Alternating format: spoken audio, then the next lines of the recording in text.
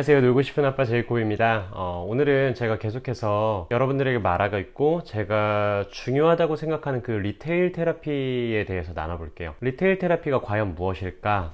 아직 개념이 잘 서지 않으실 수도 있는데 이제 정확한 리테일 테라피의 개념은 소비를 통한 힐링이라고 생각하시면 됩니다. 그런데 디테일하게 살펴보면 소비만을 통한 힐링의 개념보다는 소비를 하는 과정 가운데 알게 모르게 일어나는 그 서비스들이 있잖아요. 그 서비스를 통해서 고객이 소비를 촉진하게 되는 작용들이 있어요. 그 모든 과정의 큰 그림이 리테일 테라피라고 생각하시면 돼요. 무언가 큰 소비를 함으로 얻어지는 스트레스 해소와 같은 것들이 있기도 하지만 이제 리테일 테라피의 정확한 개념은 오프라인 공간의 옴으로 인해서 생기는 일들이거든요. 리테일 테라피라는 마케팅 전략을 사용한다면 구성되어야 하는 요소가 있어요. 이제 첫 번째가 제품, 그리고 두 번째가 소비자, 그리고 세 번째가 공간입니다. 제품과 소비자만 있으면 이것은 플래그십이 돼요. 그리고 그 공간이 고객을 위한 공간이 아니라 제품을 위한 공간이라면 플래그십으로 남아요. 예를 들어 애플 스토어나 라인 프렌즈나 삼성 디지털 프라자 같은 것들이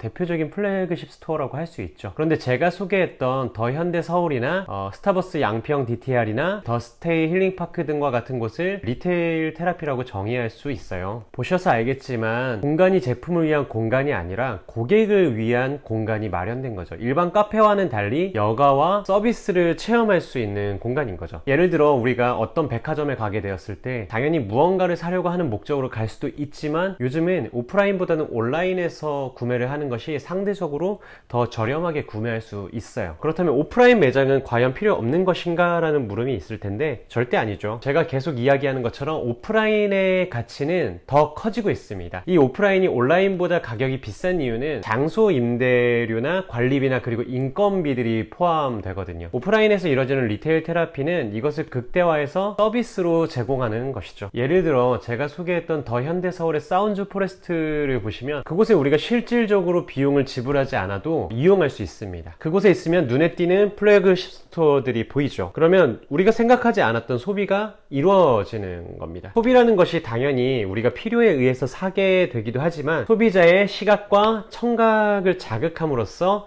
이제 당장 우리가 필요하지 않은 소비를 이루는 것도 사실이거든요. 코로나 이후에 온라인 시장이 계속해서 커지고 있지만 이제는 포스트 코로나가 아닌 위드 코로나를 준비하면서 오프라인의 희소성을 어떻게 극대화시킬 수 있는지를 대기업들은 이미 고민하고 있고 실행에 옮기고 있는 단계입니다. 그 예로 21년 2월 말에 여의도에 더 현대 서울이 들어섰어요. 코로나로 위축되어 있던 모든 사람들이 더 현대 서울을 너도나도 방문합니다. 그리고 현대백화점 그룹이 밝히죠.